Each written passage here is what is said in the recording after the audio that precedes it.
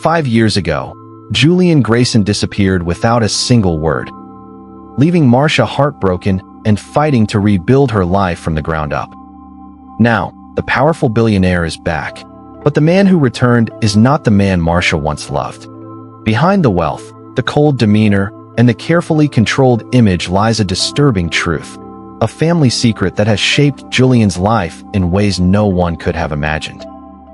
In tonight's episode, we step inside the Grayson mansion and uncover the painful reality of Jullian's life and wounds that never truly healed. Welcome to Episode 7, The Rose and the Chains.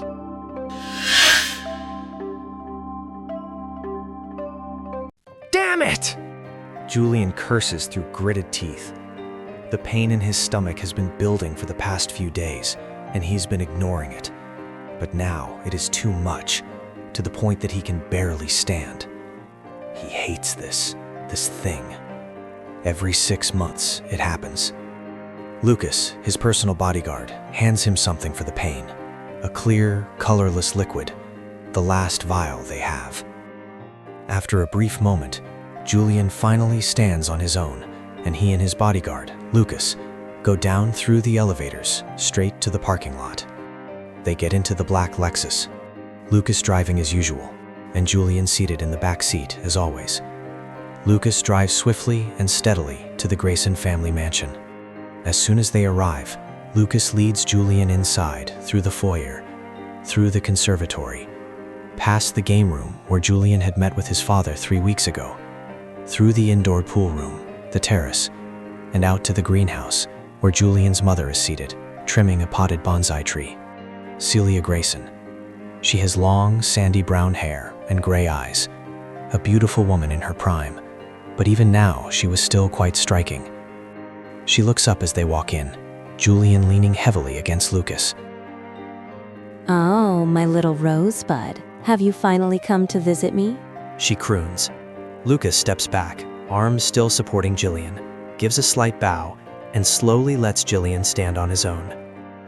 He quickly exits the room, leaving mother and son alone. Good morning, Mother. Oh, come in. You don't look well.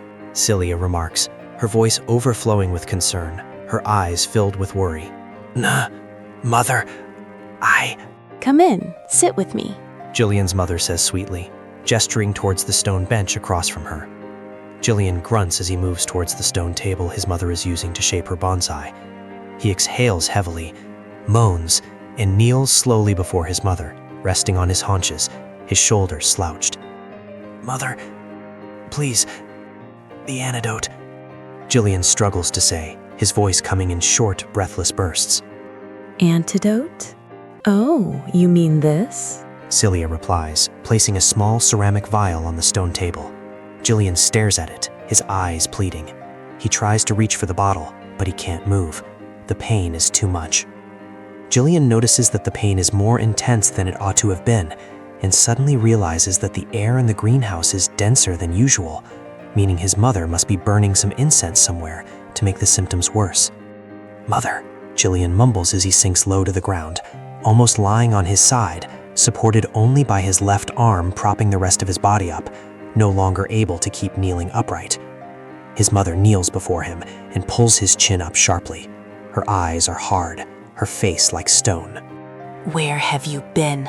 You were supposed to come 3 days ago, but instead you keep me waiting. Celia lets him go and turns away from him. He slumps down, still having one hand holding his lower belly, the other on the floor, supporting his weight. His mother turns back, her eyes wild and blazing. She shrieks. You dare to defy me? After all these years?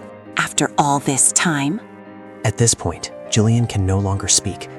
Staring at his mother, his eyes pleading, silently begging her to give him the medicine that will stop this pain. What do you have to say for yourself? He swallows hard, painfully. Mom, please, he implores, his eyes glazing over, his face pale and sweating. Will this happen again? No. Will you do as you are told? Yes. His mother opens the vial, grabs his face, forces his mouth open, and pours the contents down his throat. His mother clamps his mouth shut, forcing his head back, making him swallow.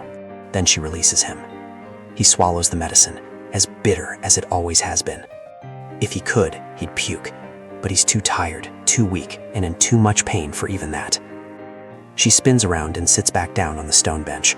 She stares at him, her head slightly tilted to the side. Slowly, Jullian's pain begins to ease, and he is finally able to move, finally able to control himself. He kneels upright, gradually rising until finally he stands upright.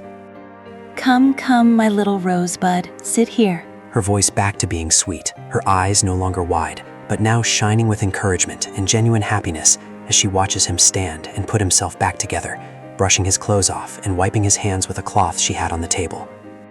Jullian sits across from his mother. She stretches out her hand for his, and he places his hand in hers. She covers his open palm with her second hand, gently stroking with her thumb. You're late, my darling. You know it's time for us to touch up, right? Yes, Jullian says weakly, still recovering from the pain he had been bearing for over 6 hours, shallow breaths escaping from his lips. So, we'll do it this evening, yes? Yes, Mother. This evening. Good, very good. That's my darling boy, She says, smiling sweetly at her son. She lets go of his hand and turns back to her tree. Go ahead, take a nap. She says curtly, picking up her thinning shears. Jullian rests his arm on the stone table and starts to put his head down, but passes out before his head reaches his arm. A new chapter begins. Marcia has rebuilt her life. Jullian has returned. Will Marcia ever understand why he vanished? And when she learns the darkness Jullian has lived with, will she forgive him or walk away forever? Find out in Battle of Desire, also known as a second chance with my billionaire ex. See description for details of where to find the full story. If you enjoyed this chapter, don't forget to like, subscribe, and turn on notifications so you never miss an update on Magenta Rose Confessions. And tell us in the comments, does Jullian deserve a second chance, or is some betrayal impossible to forgive? This is Magenta Rose Confessions, where love, lies, and loss intertwine. Stay a while. There are more shadows to uncover.